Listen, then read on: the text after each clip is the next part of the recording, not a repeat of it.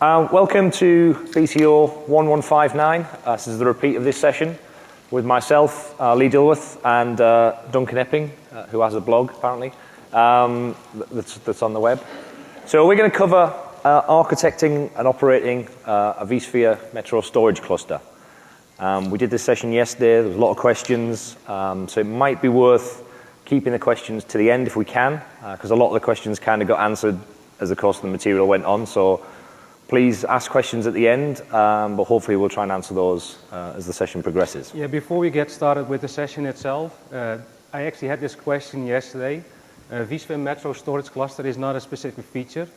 We're talking about a stretched cluster solution, so it's a storage-based solution, so keep that in mind. Okay, there's a little disclaimer slide, which I'm sure you've seen in every single session that you've been to. So if we do mention anything that's kind of future-related, this covers us legally, apparently. So we don't need to spend any time on that slide. We do want you to interact. Don't mean shout at us during the session, but provide feedback if you have any questions that you don't get a chance to ask either at the end or outside. We answered a couple of questions on Twitter yesterday. Duncan has got a little competition that we're going to run during the session. Yeah, I brought a couple of books with me. The person who has the best question will get a book. The person who takes the coolest picture, posts us up on Twitter and tags us in it, will get a book as well. Make sure that the picture is actually from this session. We've seen pictures yesterday which were from a hotel room or whatever. We don't want those pictures. It doesn't count, right? You don't win if you send those pictures in that you took at 3 o'clock tomorrow morning after you've had a few beers. Yeah. There's a different prize altogether for those pictures. Yeah, up on Facebook. Okay. So let's get started with some of the content. One bit of feedback we did get yesterday from some of the attendees. I attended Duncan and Lee's session, and I'm really scared now about deploying this, so I don't think I'm going to do it.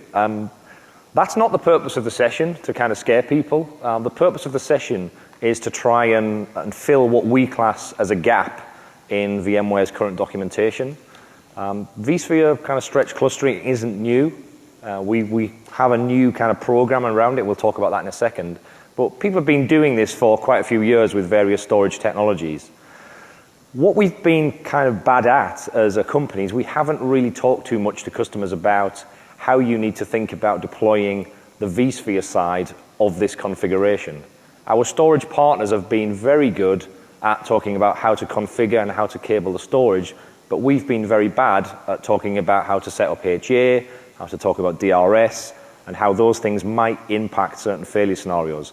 So the purpose of this session is to try and help you understand those concepts and help you figure out how you manage them on a day-to-day basis operationally. So that's the idea. It's not to kind of scare you and put you off. It's to try and help you make the right design decisions.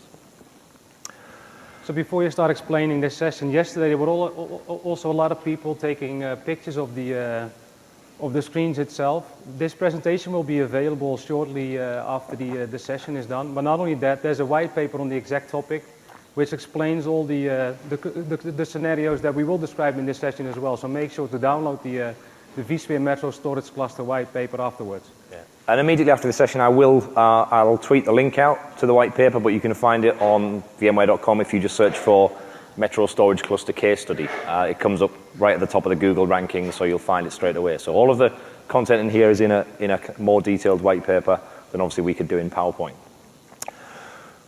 So when we talk about is this a feature? No, it's not a feature. It's a configuration. And there's a typical configuration up that we're showing here. vSphere Metro Storage Cluster, as we call it, or as the marketing team call it, is essentially a federated HA setup. You take what you might class as a traditional pair of nodes, 2ESX host that you've configured HA across, and you're essentially stretching it over distance. And the distance will typically range from 0 centimeters up to 100 kilometers, and we'll talk about that in a second. But as you can see, hopefully that looks like a normal HA cluster. The difference at the bottom is the kind of storage solution that you put underneath this to make this work. And we'll get into that in a second. But from the HA side and the VMware side, what you can hopefully see is that 2/3 of the design are sitting on top of the storage. And this is what I was getting at when I talked about the fact that we don't really document it up until now, what you should do in those top 2/3 to make it work effectively. The bottom piece has been very well documented by the storage vendors, but up until now, we haven't done a great job for the top 2/3. And you can see the top 2/3 are quite important because it's a fair size of the design. So the first thing that we did in version 5 is we changed the way that we work with our storage partners on these solutions, and we introduced a HCL program for vSphere Metro Storage Cluster. And this requires that the storage vendors go through a certification test, they supply the results to us, we validate the results, and they're up on the HCL. As you can see from the little screenshot at the bottom, it's not that intuitive how you find this on the HCL, so it does take a little bit of practice. But when you get onto the hardware compatibility list, what you'll find in that box on the right-hand side there's an array test configuration window. Within there, you'll see a couple of categories, iSCSI Metro Cluster Storage and FC Metro Cluster Storage. Select those, produces a nice list of all the vendors that currently have supported vSphere 5 Metro Storage Cluster solutions, along with any specific requirements that they need you to meet before you can deploy that in a supported way. So that's your first port of call before you do any of this, to kind of decide what solution you're going to use. Yeah, one thing to point out on that is that NetApp recently certified NFS as well for these types of solutions. So if you're a NetApp shop and you do have an NFS environment, this is an option. In tandem with each of the entries on here, the vendor will also publish onto our KB site an associated article that gives more detail on their specific configuration. And we'll get back to that later on as to why that's important that you dig those articles out. One of the first things you kind of have to address when you're looking at the possibility of doing this is obviously, can you meet the latency requirements? And they are documented on that page. From our side, we have a basic requirement for virtual machine vMotion networking. If you're using enterprise or below, it's 5 milliseconds round trip time between the sites. If you have the Metro vMotion capability with Enterprise Plus, you can go up to 10 milliseconds. So before anyone is confused about this, the Metro vMotion is truly a feature. So the feature is part of Enterprise Plus. And basically what the feature does, it allows you to decrease the buffer whenever the latency increases on the connection between both sides. Another thing that has been added to vSphere 5.0 is the feature which is called slow down during page send, which basically means that if for whatever reason your connection between both sides is congested, the virtual machine will be throttled to make sure that the change rate of the pages itself won't increase the throughput of the line between the two sides.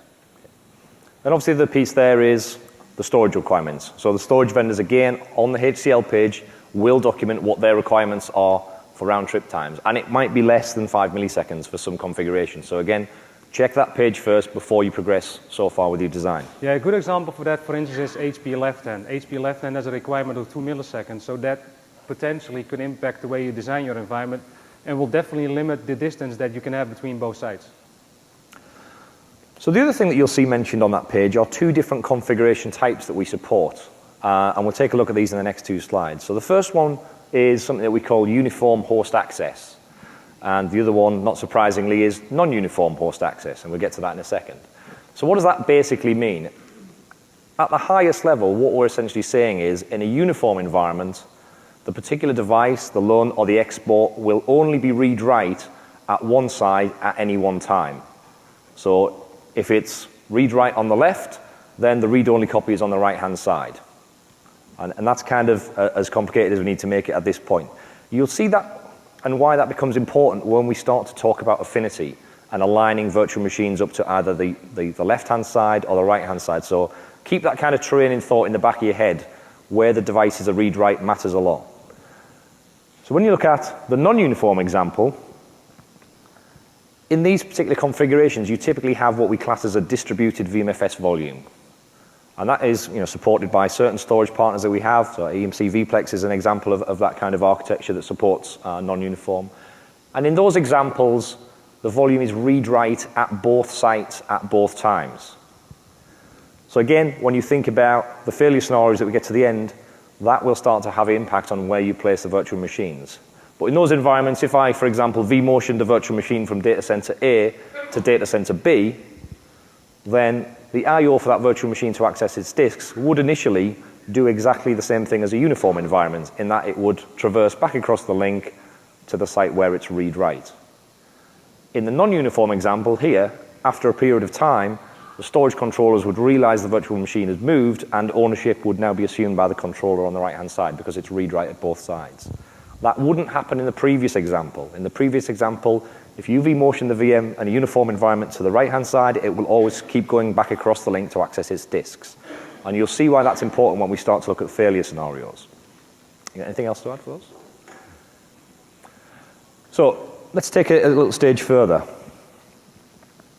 So that sounds simple, right? And the thing that I'm always wary of in customer meetings are customers that say, I want to do a metro cluster environment because I saw a presentation and it looks like a next finish configuration and it looks a lot simpler than doing anything else, and I just have to put some magic storage in and I don't have to do anything to VMware and it'll all just work beautifully. And this, by the way, is a good example of the discussion you usually will have with your storage vendor. Your storage vendor will tell you that it's fairly simple to set up a stretch cluster, right? And from a storage perspective, that might be the case. The point that Lee is trying to drive home is that from a vCenter perspective, DRS is not aware of a site. HA is not aware of a site. So there's a lot of architectural but also operational impacts when it comes to a stretch cluster environment.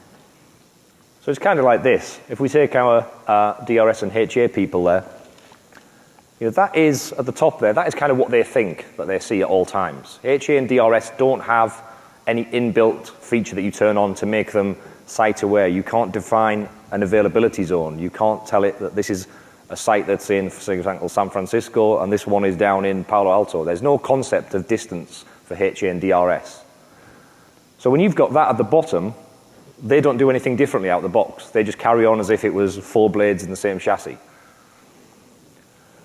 So the other thing that you've got to think about as well before you even get into the design is networking. Again, when we're talking to customers and they're talking to their partners or they're talking to the distributor, the other thing that always gets glossed over before you even get into the vSphere side of things or the storage side of things is the importance of the network. And I've been in a number of meetings where the customer has said, I don't have a stretch layer 2 network, but I'm thinking about doing a stretch cluster. And the two things are not mutually exclusive. If you want to do this, you have to have layer 2 equivalency at both sites. Because if you're potentially going to vMotion a VM from A to B, or you're going to do a disaster avoidance solution, you don't get the opportunity to change the network stack in flight. It has to be, it's just no different to doing a vMotion between one node and another. So you have to think about that. Networking teams will typically not like you using phrases stretching and clustering. So if you're not involving them in your design and getting their buy-in, and just assuming that the network will be easy to re-architect to support this, then the project will probably fail because they will get very annoyed that you think it's just about moving IP addresses around, and then they won't be your friends anymore. So get them involved early on. Because if you look at, we didn't put a link in it here, but there's an excellent document that Cisco produced in conjunction with ourselves and EMC called Workload Mobilization or Workload Mobility. You can find it on Google. If some of those terms are new to you in terms of layer 3 routing, ingress and egress path optimization and considerations, if all of those things are new, traffic tromboning, then you need to go and read those papers and figure out what that means, because that matters when you have stretch clusters that might go into a split brain scenarios. So the networking is a huge topic, and we certainly couldn't do it justice in this session, but what we wanted to make you aware of is that that is as big a part of the design as the storage or the VMware layer. So you must speak to the networking people and run this design past them before you implement it. So one question that usually arises when we're looking at the networking part is, and especially now that 5.1 has been announced, is can we actually use VXLAN in a stretch cluster environment? And the answer is yes, we can use VXLAN in a stretch cluster environment. Now the one thing you need to keep in mind is that VXLAN heavily utilizes vShield Edge. And vShield Edge, if it's not available, you won't be able to reach your virtual machines, and your virtual machines won't be able to reach the outside either. So as soon as you start deploying vShield Edge, make sure you deploy it in the availability mode. So there's an HA option within vShield Edge which basically deploys multiple virtual machines. And even if it deploys multiple virtual machines, make sure that there's at least one of those virtual machines sitting in site A and the other virtual machine is sitting in site B. Absolutely. So we're going to use this environment to illustrate the rest of the session, and this is the environment that we built, that we wrote the white paper on. So fairly simple metro cluster setup. 4 nodes, redundant switches, and then this is a uniform access storage environment. So we're going to use this to kind of illustrate some of our design assumptions. So the first thing is, when we talked about site affinity and site awareness, and as an architect you might think, why does that matter? Why should I care about that? Well, I work a lot with these kind of configurations and also our Site Recovery Manager DR solutions. And to make those things successful, you have to think about who runs these day in, day out. The success of any availability solution will depend on how easy it is to maintain and operate on a daily basis. Because, it's the classic cliche, just because you can do something doesn't mean you should. So if you look at that screenshot there, the one thing that you can take away from that is, if you're the ops guy or the ops person who's never read Duncan's book and Frank's book, and you're not really that interested in becoming a VMware expert, but you've been given this platform to maintain, what tells you in that picture that that's a stretched cluster over 100 kilometers? That to the average person who sees Virtual Center once a month will just look like 4 blades or 4 rack mount servers in a chassis sitting right next to each other. There's nothing to tell them there that those virtual machines are potentially separated over distance. So if any of those statuses change or go from green arrow to inaccessible with brackets, how do they start to troubleshoot that operationally and understand what is actually happening behind the scenes? So we're going to talk about how you can try and change your design to help the operator understand what is going on, when they need to react to it, and why affinity matters. Yeah, so one thing that stands out from this screenshot is the first three characters of the virtual machines actually refer to the site to which these virtual machines will have affinity. And the reasons that we started doing that is, although I wrote a book on HA and DRS, as soon as a failure occurred, it was fairly complicated for us to figure out why a virtual machine failed or why it didn't fail, because we didn't know to which site it had affinity, and we'll get to that in a second. So one of the things that is included in the HCL now for version 5 is full support for the use of affinity groups in your configuration. So at the base level, you can start to group the hosts per site. So for example, if you've got a stretched cluster going between A and B, you can start off with an affinity group for all the hosts in A and a separate DRS affinity group for all the hosts in B. And you can see here that then you can align those to virtual machine groups that can sit on top of them. And you might think, why do I want to start to pin my virtual machines inside those little boxes? Because I wanted to have the magic thing where I could just vMotion VMs around and DRS would just load balance things from left to right, and that's what I thought I was setting out to do. The reality is that most customers that have deployed this already don't want things like DRS to move the virtual machines between the sites. They're happy for the virtual machines to stay within their own sites, their home locations if you like, but they only want them to move if it's a planned migration as and when they need to do it. And you can see why there's some good reasons that they do that. So the first thing is, when you're creating those groups, that you should use the should rules. Those of you that have played with affinity rules in the cluster settings will know that there's 2 types of rule. There's the must rule and the should rule. The thing you have to remember is that we can't violate the must rules. So if you use those by mistake and you have certain failures, what will happen is that HA won't do anything. So the virtual machines will not be restarted at the other site. So the takeaway from this slide is you should use the should rules when you're doing stretch clustering. Do not use the must rules, otherwise you'll be quite disappointed when the virtual machines don't power on. So we've actually tested this in our environment, and one thing that we want to stress during this session is, as soon as you start testing things, make sure you create a couple of rules which actually go against these best practices, right? So in that scenario, you will be able to see what happens when things are incorrectly set up, and it will also allow you to create procedures to solve these problems when you run into these issues. When you get onto Datastore clusters and Storage DRS, you can obviously start to use these elements in Virtual Center again to try and help you understand operationally where things should be placed and remove potential errors that could be created by, think of the example that we had right at the start.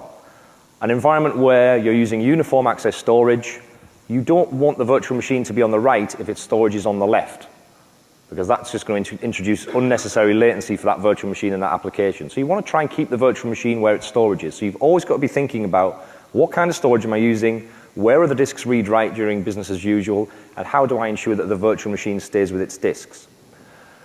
So the one thing that we did when we set this up is to create Datastore clusters, one for each site. And within the Datastore cluster, we placed all of the, in this case, replicated NFS exports that belonged to that site, i.e., during business as usual, as you can see in the first example, we've got a Datastore cluster called Bluefin, and Bluefin 01, 2, 3, and 4 were all read-write, business as usual, in that location. And obviously the opposite of that, all of the data stores in the Frimley Datastore cluster would be read-write, business as usual, in that location. So as we were provisioning VMs into the environment, the operator would simply have to know, do I provision to the Bluefin's Datastore cluster or the Frimley Datastore cluster? I don't care which of the LUNs inside there it goes in, I just provision to that high-level object. And then I know that the virtual machine will be sitting in the right place on top of the storage that's read-write in that particular data center.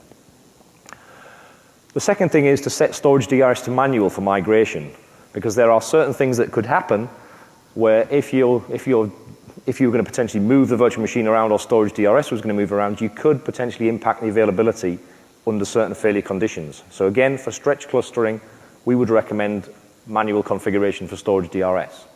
So the question that we had yesterday is, does it apply to both uniform and non-uniform? The answer is yes. So in a uniform environment, like we had, which was the NetApp environment, one of the sites actually owns the LUN. And the reason for grouping it like this, like Lee mentioned, is primarily around latency. In a non-uniform environment like EMC vPlex, you won't have that issue because the ownership of that specific area of the LUN will be transferred to the other site. Now, where it does come into play is within the vPlex environment, you will need to define some sort of site affinity, meaning that if anything happens to the connection in between both sites, the LUN will fail over to either site A or site B. And that's the reason for grouping it this way, because you will need to make sure that all the data stores that belong to a specific site are part of the same group, because otherwise they would be crossing, virtual machines might potentially be crossing different failure domains. So I'm going to let you take this one, because I know this is one of your most passionate things that you write about on your blog, admission control. Yeah, I think I've written probably a dozen articles about admission control, and we've had a lot of conversations with customers. And the funny thing is that as soon as you start talking about admission control, and you recommend customers to set aside 50% of their environment for failover, they are all a bit hesitant, right? Because there's an overhead associated with it, there's a cost associated with it. The weird thing from my perspective is that if you look at the environment itself, a large portion of the cost will come from a storage perspective. And you've already set aside 50% of your storage to ensure availability of your workload. So in this case, make sure you set aside 50% of your environment as well, so the virtual machines can always be restarted. And the other thing is obviously starting to get down into the HA settings now, because again, the HA guide, if you read it for 5.1 or 5.0 or any of the previous guides that we published, it won't necessarily recommend some of these settings because it assumes that everything's in the same chassis. So the first one we kind of going to look at is isolation address. And obviously HA uses that address to determine, or nodes in a HA cluster will use that address to determine, are they isolated from the network, are they dead, how disconnected are they? But in a stretched environment, there's not much point in just having one isolation address at one of the sites, because you've now got two sites. So you could potentially be in situations where you have a partition between the sites.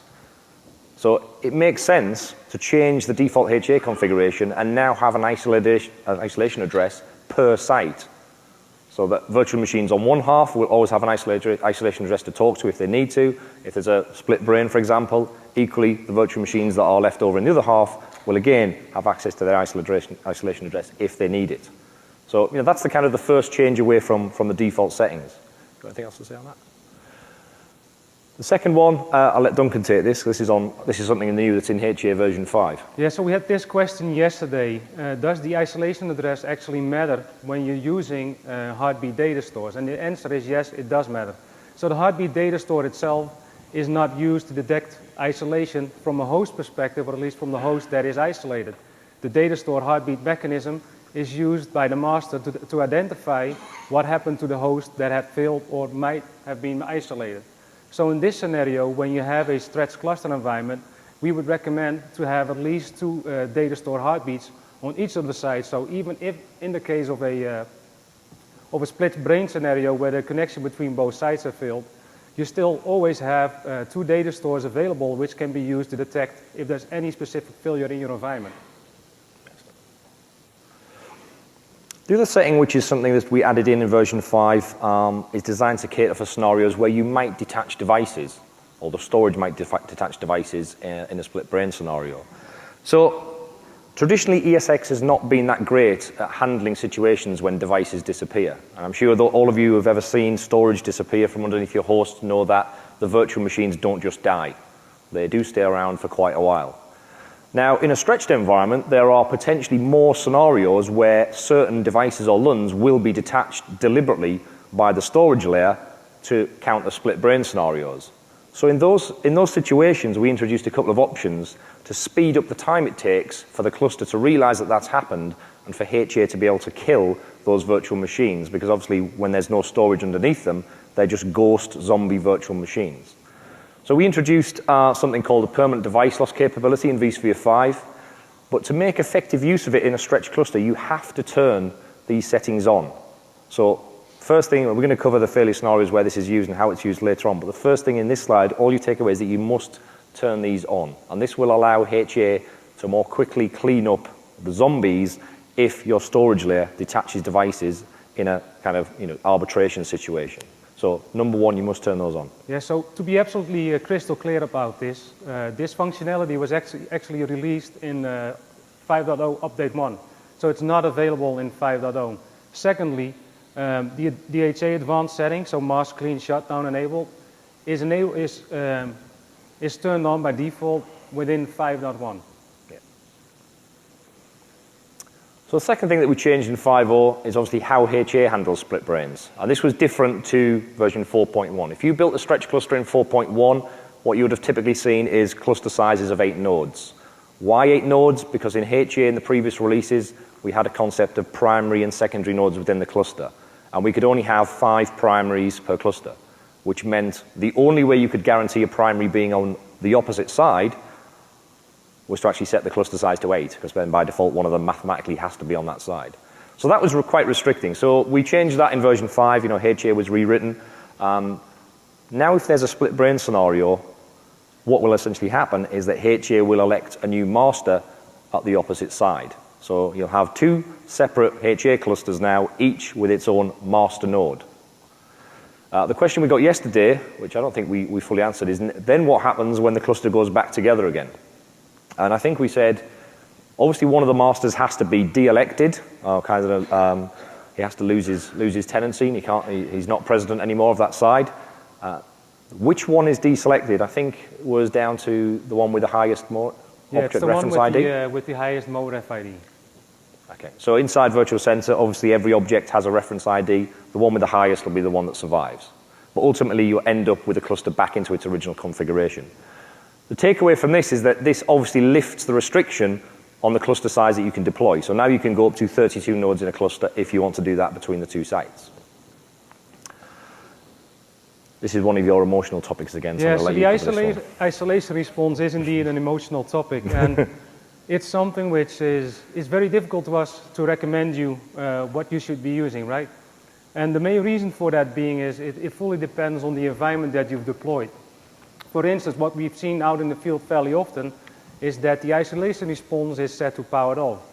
And in many environments, there are multiple links or multiple network cards in each of the hosts, meaning that there's resiliency for the management network, but also for the virtual machine network. Now, what we've seen out in the field fairly often is that the management network, for instance, would be isolated, but the virtual machines would still have access to the network. In those cases, it's probably not a best option to power down all your virtual machines because that will have an impact on the availability of your environment. So this table describes how you should, or at least how we recommend to set up the isolation response depending on the type of your environment. This is actually listed, or it's part of the HA best practices guide, so I recommend downloading that one and make sure that your selected isolation response actually matches your environment. Okay, so let's get into a bit of operational considerations. So the first thing to think about is that you do have to maintain the configuration. And I have a lot of people that I work with that assume that they might have two sites that are 50K apart, so they could potentially do the DR design with something like SRM and their storage replication that they potentially have access to, or they could go down the VMSC route and do this. The wrong thing to assume is if you do this, there's nothing to maintain, and you just do it on day one, you leave it alone, and it just sits there and it works beautifully forever. If life was that simple, it would be nice, but unfortunately it isn't. You do have to maintain the configuration. You imagine if you build this on day one and you configure all your Affinity settings, you create your groups, you put the virtual machines in them, you configure the HA settings for the virtual machine, the restart priorities. That's all fine on day one. But unless you're never ever going to delete a virtual machine or provision a new one, the effectiveness of your configuration could start to go downwards very, very quickly. So the situation you don't want to be in is where you set everything up great on day one, it all works beautifully, you do all your testing, and then you just leave it.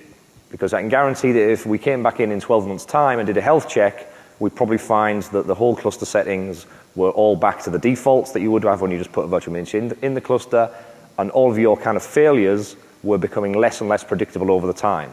You probably have virtual machines on the right that are accessing storage on the left, applications will be spread between the two sites, so you have all kinds of weird latency things going on and traffic routing.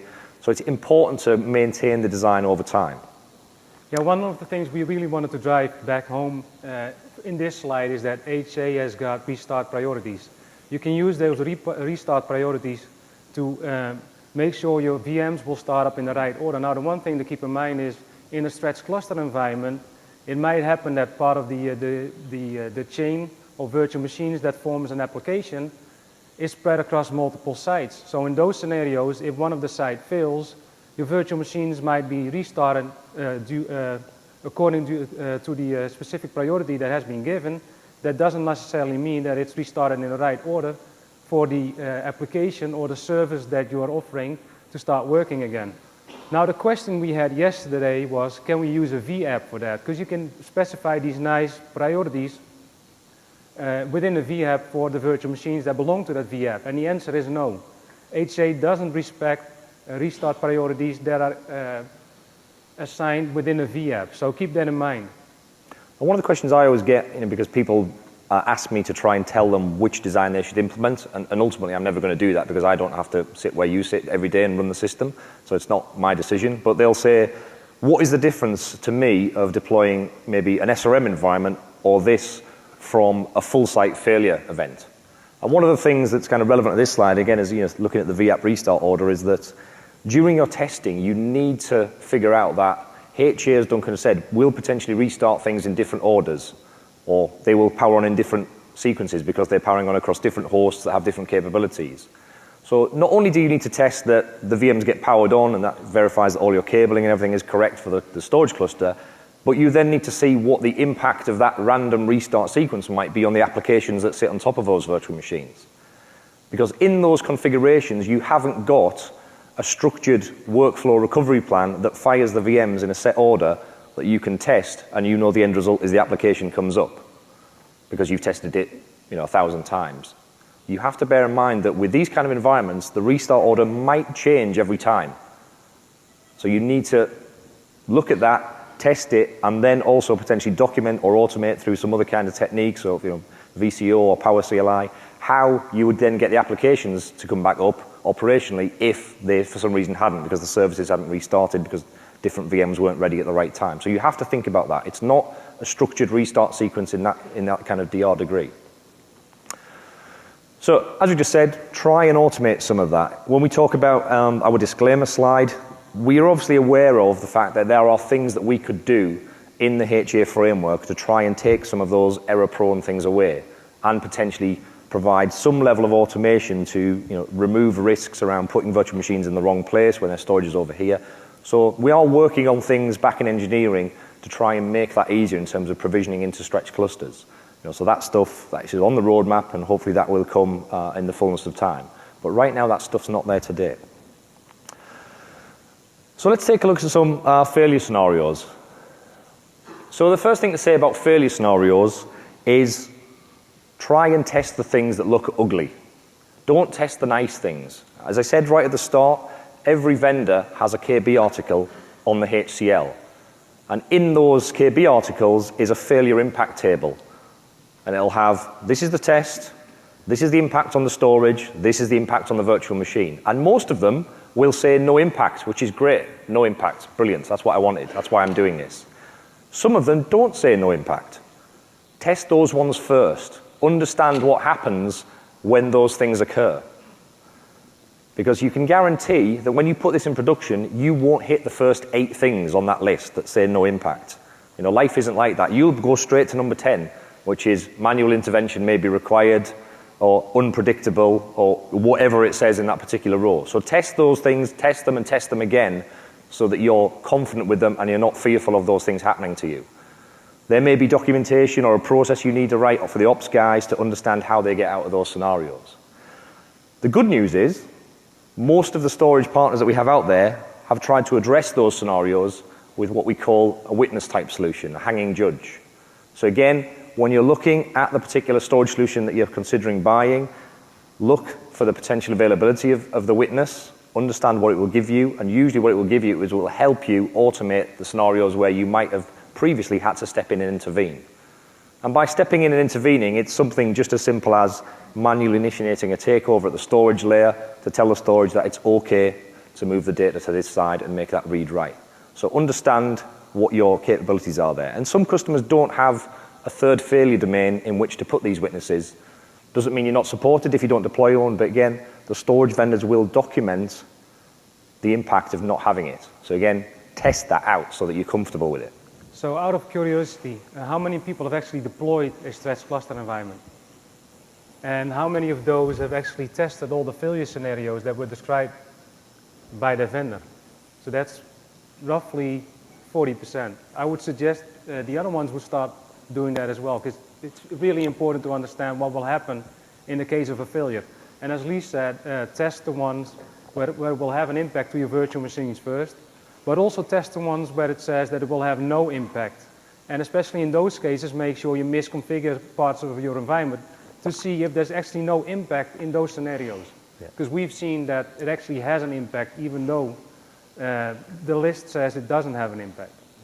And trust me, when we built the system that we've got back in our lab, we had impact on the no impact things a number of times until we got the cabling and the zoning right. So yeah, those tables are very useful for sanity checking your setup and configuration. So use the articles, test those things. And the other thing is at the bottom there, the takeaway from that part of the slide, test some misconfigured VMs. I know we talked about aligning them to affinity groups in DRS and HA, but as Duncan said a short while ago, set some up that break the rules so you can see what happens. Take the restart orders out of them, put them in the wrong place. If you've got uniform storage, put the virtual machine on the wrong side, test the impact scenario, see what happens to it. And we'll talk about some of those things in a second. But you know, test making mistakes before you put this live. So some quick terminology before we get into the failure scenarios. All paths down is still here. I'm not expecting any cheers for that, but it's still possible to have all paths down scenarios in vSphere 5. We improved the way that ESX kind of handles those situations a little bit, but it is still possible to generate all paths down events, and you'll see that in a second. And all paths down is basically the storage is gone, and I'm not getting any response back from the array. PDL makes it slightly better, because in a PDL scenario, permanent device loss, the storage is still there, just a specific device went away. Because the storage is still there, we can get a sense code back from the array controller that tells us the device is not coming back. ESX stops panicking about it at that point, and then HA can get on, kill the zombie VMs, and help restart them. But it's still interesting when you have split brain, so we're going to take a look at some scenarios.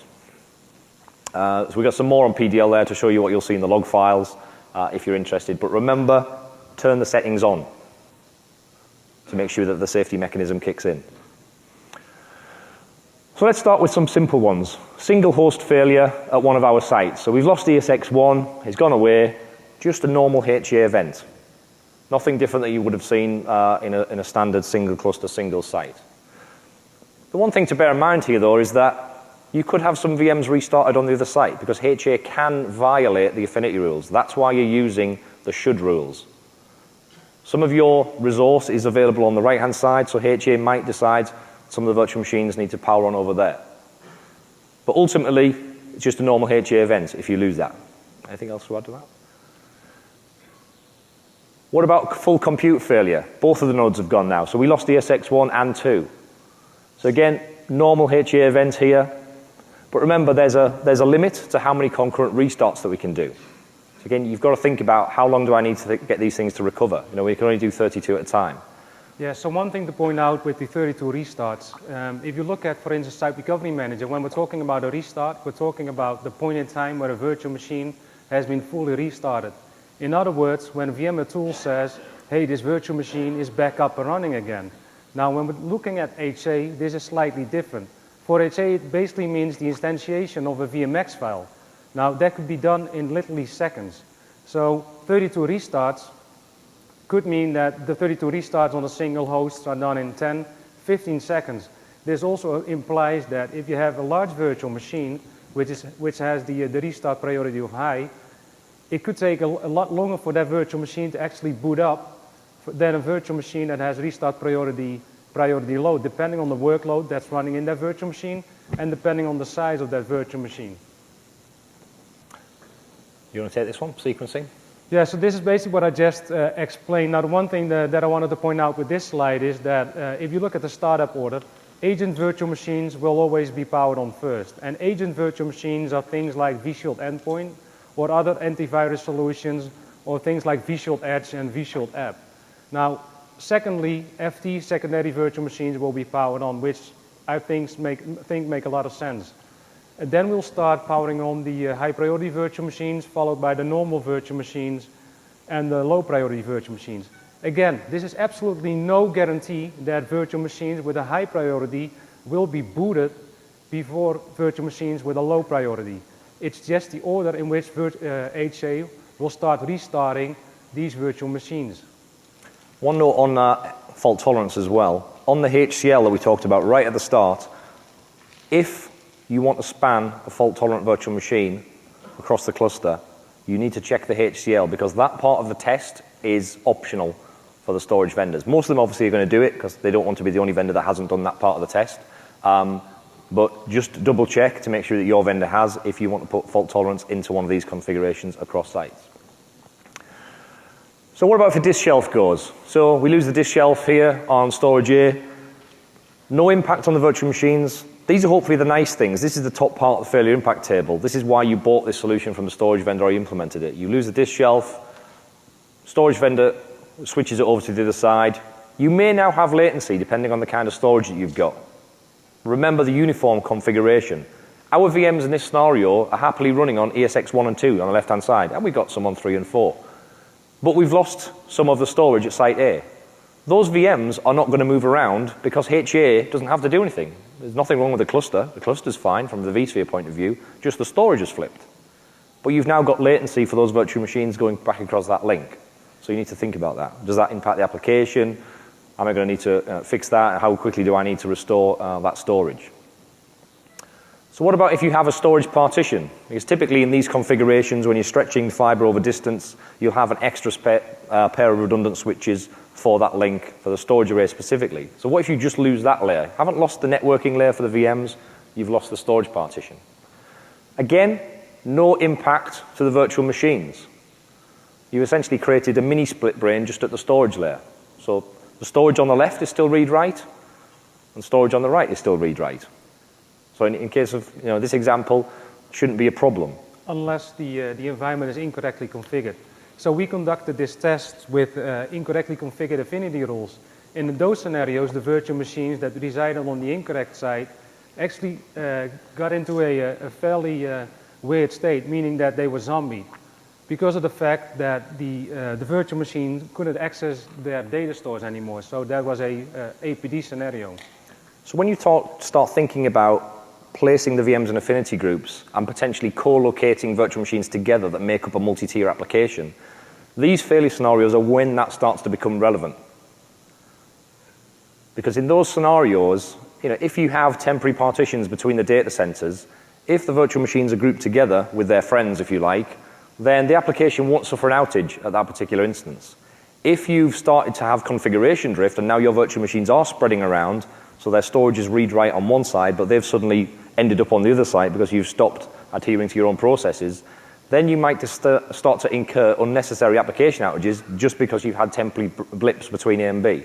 So this is why we talk about thinking about how the virtual machines work with each other, what applications they make up, and tying that into the site affinity concept. So one thing to point out though is if your virtual machines are zombied, they won't be restarted. The APD scenario itself is not recognized by HA. It's not a sense code. So it basically means that your virtual machines will be sitting there and doing nothing. And the reason for that being is that in this scenario, only the storage was isolated. So the hosts can still reach each other, so there's still a heartbeat going between side A and side B. So there's no action taken by VMware HA, so keep that in mind. So Datacenter partition slightly modified, part 2. So now we've also lost the connections between the networking switches for the virtual machines. Again, virtual machines will keep running without impact because we've now just got a split brain, so we've got 2 little separate clusters. We elect a new master on the opposite side, so if the master's on the left, we'll also have a master on the right. But again, remember what happens if you've got misconfiguration. If you've got misconfiguration and you haven't adhered to site affinity, you could have now virtual machines sitting up on one side that now can no longer access their disks at all. And again, HA is going to struggle to step in there and do anything for you. So this is a little one that you put together. I'll let you talk through the logic in this. Yeah, so this one is actually fairly complicated. This is a specific scenario that we've tested. And what this scenario depicts is the violation of a affinity rule. So just assume a virtual machine is sitting in the bluefin side, which is on your right-hand side. And that virtual machine actually is accessing storage on the left-hand side, which is Frimley. Now, if anything would happen to the link in between, the virtual machine and Bluefin wouldn't have access to its storage environment anymore. Now, the problem, though, is that this is an APD scenario, meaning that HA is not going to respond to this specific scenario, or at least not on the Bluefin side of the house. On the Frimley side, the virtual machine will actually be restarted because of the fact that not only the storage was isolated, but also the hosts were isolated. Now, the good thing to know is that as soon as this isolation has been lifted, the virtual machine in the Bluefin side will be killed.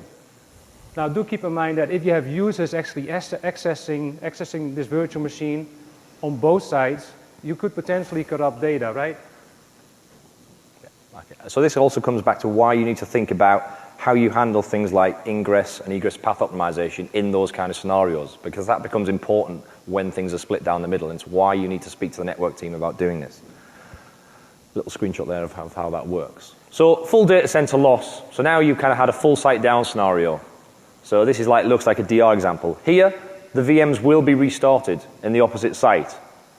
But again, if you haven't got the hanging judge, the witness solution, you may, for your particular storage vendor, have to initiate the takeover manually at the storage layer. Some vendors provide plugins for Virtual Center with a button for you to push to do that, and it'll initiate a takeover at the storage layer. But if you haven't got that, and you haven't got a witness, then potentially the storage might just sit there, waiting for you to tell it that it's okay to initiate a takeover. So again, you need to be aware of that. You need to have something in your processes, in your documentation, to educate the ops team that that's going to happen. If suddenly half of that big long list, remember that screenshot I showed you, goes grey, then, and nothing else happens, then they need to know that, oh, there's something else I'm supposed to be doing right now. I'm supposed to be running this PowerCLI script that will tell the storage to activate at this side, or whatever it may be that you need to do for your storage solution. When the storage comes back at the primary site and everything comes back, eventually DRS, when you're back to normal, will rebalance things back across the sites. So the DRS will kick in and it will fix the violations that have occurred. Yeah, so by default, DRS will do that every single 5 minutes. But you can run this manually as well. And we've tested this in our environment, especially when you've just hit a major catastrophic failure like this. You're already incurring a lot of latency. So it's probably best to run DRS and make sure that all those virtual machines will return back to the site that they actually belong to. So what if the manual failover is slow? So remember, if you forget to do this or you don't take over, HA will only restart or attempt to restart a certain number of times, but HA does have a list of what was powered on, so it knows what it is supposed to be recovering. And that list obviously contains the data store groups, the port group details, and if you're using the witness, then obviously the witness can help with the failover of the storage. So you shouldn't have many issues of slow storage failover if you've got the automated witness option available from your storage vendor. So yeah, one thing to note here is that HA keeps track of a compatibility list, and as Lee just mentioned, it holds the data around which virtual machines can actually be restarted on which host, meaning that it will list the port groups that are required, the data stores that are required for that virtual machine. Now, if for whatever reason a virtual machine can't be restarted, it's not like it will time out. It will not be restarting, but as soon as a new host is introduced into the cluster, which actually is compliant with the compatibility list for that specific virtual machine, the virtual machine will be restarted by HA. So even after 30 minutes, you could potentially see virtual machines being powered on again. So what else are we starting to see in the market that's becoming popular with some of our accounts? So this scenario is starting to get a lot of interest from a lot of customers because typically you assume that a metro cluster environment is between two physical sites over a given distance. A lot of customers have a collection of heterogeneous storage arrays that they've been gathering over the years in their data center, and they have them all plugged into the fabric and they're running production VMs on them. Those kind of heterogeneous arrays become a bit of a concern and a bit of a single point of failure. So what people have started to do in many parts of the world is to actually deploy the metro environment within four walls itself to try and improve the uptime of the storage layer. And if you kind of speak to your peers and people at the show, and the storage partners, they're seeing a lot of this being implemented right now because it provides a way to put a storage virtualization layer on top of mixed types of storage and increase the uptime. What you can then do with a lot of those solutions today is you can then have an asynchronous replication link to your second site to give you the DR capability, which has the structured sequence recovery workflow. So expect to see more collateral and more documentation around these solutions from us and our partners over the next couple of quarters because these things are starting to become very popular. Certainly in Europe, I've got a number of accounts that are doing this across 2 data centers. So expect to see some more of that coming. What about vCloud Director and VXLAN? So we've kind of already talked about VXLAN. Do you want to cover the VCD piece? Yeah, VCD is a very difficult scenario to describe, and the reason for that being is that with VCD you abstract the vSphere layer, and as you've just seen, what we described is a lot of the operational tasks that come into play with a stretched cluster environment are around creating rules on a vSphere layer. And within VCD, you can't actually create affinity rules. So that kind of complicates creating a setup like that. So keep that in mind as soon as you start deploying a stretched cluster environment underneath your vCloud Director environment. Excellent. So key takeaways to kind of end the session today. What we hope you got out of this is not to be scared, senseless, and not want to do this.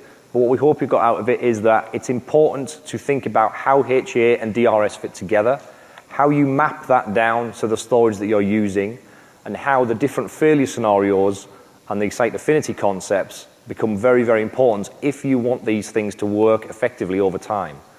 Configuration and maintenance is not something that can be ignored. It's not a next finish solution. You have to commit to maintaining this. It's not a lot of work, but it is things you have to do. You have the right process around it. So, hopefully, if you're going to go and implement these solutions now, you'll also have this material available from here today. We have the white paper available on VMware.com, which goes into a lot more detail than we've been able to kind of pass across in 60 minutes. So please look out for that. You've obviously got a book. Correct. But if there are any questions, we'd be happy to take them either at the front or at the mic, or we'll take them outside if we get kicked out of the room. But if there aren't any more questions or any questions at all, there's a question there from this gentleman here. Hi, since vCenter is a single point of failure, would you recommend virtualizing that virtual center and a SQL backend and putting it on the same stretch cluster, or looking at different solutions like Heartbeat or Microsoft clustering? So we definitely recommend virtualizing virtual center. That's the first point. If I didn't say that, I would be immediately fired from VMware. So I have to say that. So yes, definitely virtualize it. Obviously for the recoveries, HA is not dependent on virtual center to do the recoveries. The out-of-the-box solution is Heartbeat, as you correctly say, so you can protect that across sites, absolutely. We do have best endeavors support for roll your own clustering solutions. So if you want to If you don't want Heartbeat for whatever reason and you want to try and use Windows clustering and you know how to replicate the Atom instance, you can do that, and GSS will try and support you if they can. So one thing to keep in mind though is as soon as you start using Heartbeat and a failure occurs, you don't want to have two instances of your vCenter server up and running at the same time, making changes to your environment, and then realizing afterwards when the failure has been lifted that you've got two different vCenter servers sitting there. So one of them will need to go down at some point. Thank you. Okay, thank you. Gentleman has another question. If you have an FTVM, how do you ensure that the primary and secondary are in separate sites? Okay, that's a good question. So I don't think there is an easy way to do that, will there? If there's so the question was for everybody else in the room, if you have an FTVM, how do you guarantee that the secondary is at the second site? It's a really good question, and I asked the question myself as well, and I tested it in the lab. You can't actually do that. So what I did is try to set up an affinity rule for the secondary virtual machine.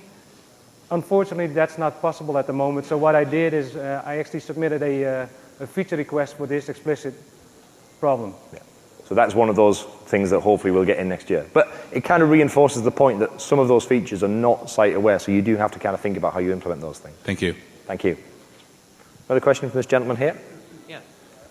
For the uniform and non-uniform setup that you kind of described, what are some of the different use cases or business reasons why you set it up one way or another, some of the trade-offs? So the uniform, non-uniform is something that the storage vendor will either support or not support. So for example, in a metro cluster environment, it's only supported in the uniform configuration. That's how it works. vPlex, as an example, can be supported and configured in uniform or non-uniform configuration.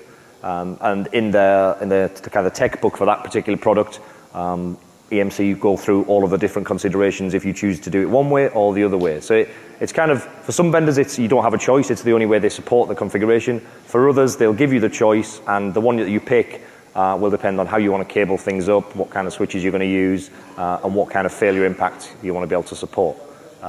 So my best advice would be, take a look at those if you're going to buy one of those platforms, and then decide yourself which one. I mean, the pros and cons really come down to how things react when virtual machines move around, business as usual, as you saw for latency, and then how things react when certain kind of storage partition events kick in. But ultimately, it's kind of a political debate between storage vendors which one is the better option, and I'm not going to get drawn on that because then I'd look like favoritism, but I'm sure you'll figure that out for yourself when you read their guides. So one thing to point out though is as soon as you start using, for instance, vPlex, you can deploy that, as Lee mentioned, in two different ways. So non-uniform or uniform, but the way that a vPlex environment will respond to a failure is also based on the architecture that you implemented. So make sure that as soon as you start testing it, you actually use the right test scenario for the implemented architecture.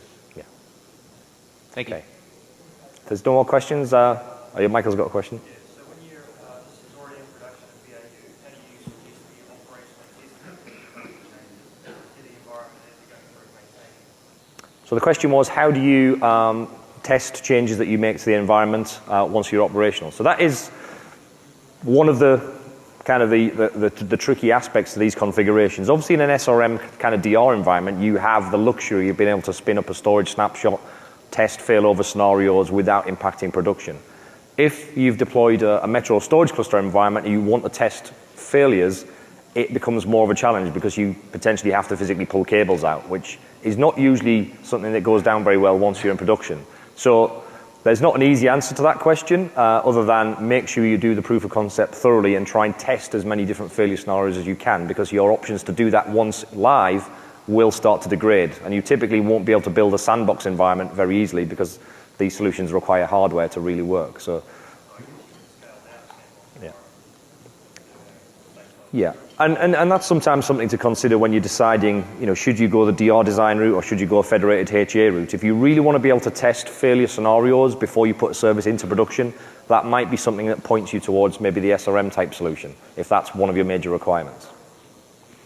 Okay, so for those of you that stayed around for the questions, I hope the session was useful. Material will be available. Thank you very much for your time.